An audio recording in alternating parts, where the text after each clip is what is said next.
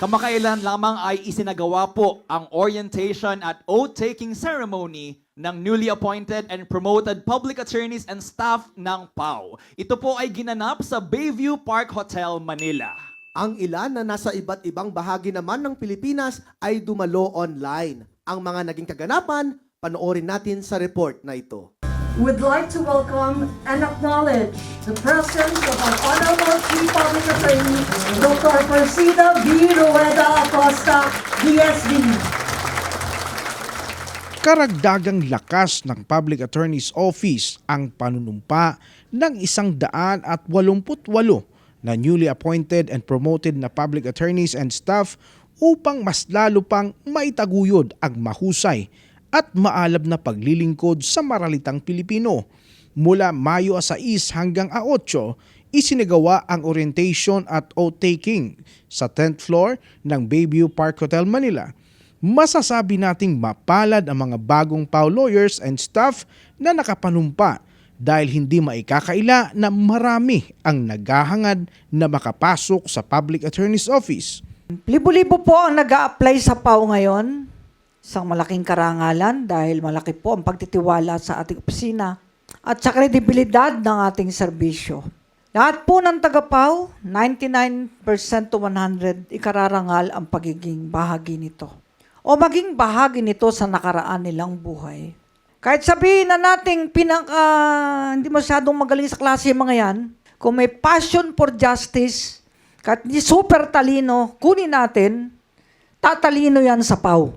Binigyang diin din ng ating butihing PAO Chief ang 3 prinsipyo na nakapaikot sa PAO. Ito ang empowerment, transparency, at accountability. Tandaan nyo, kung may empowerment parameters ang PAO as component of social development and personal development. Transparent. 100% utilization ng funds ang PAO, kaya hindi tayo nagsasoli at hindi tayo binabawasan. Hindi man tayo humihingi, dinadagdagan tayo ng Office of the President, ng DBM at ng Kongreso. Alam niyo bang mas masarap bigyan yung hindi humihingi? Kaya hindi tayo humihingi sa kliyente, bawal. Ang serbisyo ng PAO libre at walang bayad. Yan ang slogan natin. 3 empowerment, transparency, accountability.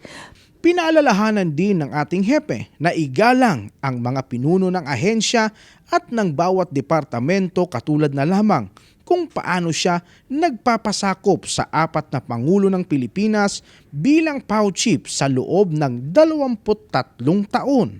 Pag pumasok tayo sa isang ahensya o departamento, isipin natin, meron tayong pinuno. At pag ikaw na may leader ng departamento, ahensya, meron presidente. Nasusundin mo, igagalang mo, hindi mo sisiraan. Marunong po akong pasakop sa pinuno. Nasa Bible din yan. Pasakop kayo sa mga namiminuno sa inyo. Ayon sa ating punong manananggol pambayan, walang lugar sa Public Attorney's Office ang mga walang awa, lalo na sa mga kliyente.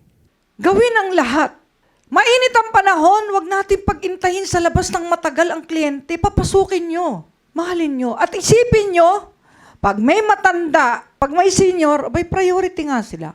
Buntis, PWD, priority sila. Maintindihan niya ng mga hindi PWD. Sila man maawa. Yung awa, paano kakaawa ng Diyos kung wala kang awa sa kliyente mo?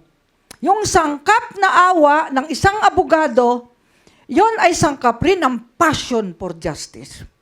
Pag wala kang awa, you don't deserve any space at the Public Attorney's Office. Ibinahagi din ng ating PAO Chief Persida Acosta kung bakit rewarding maging isang manananggol pambayan.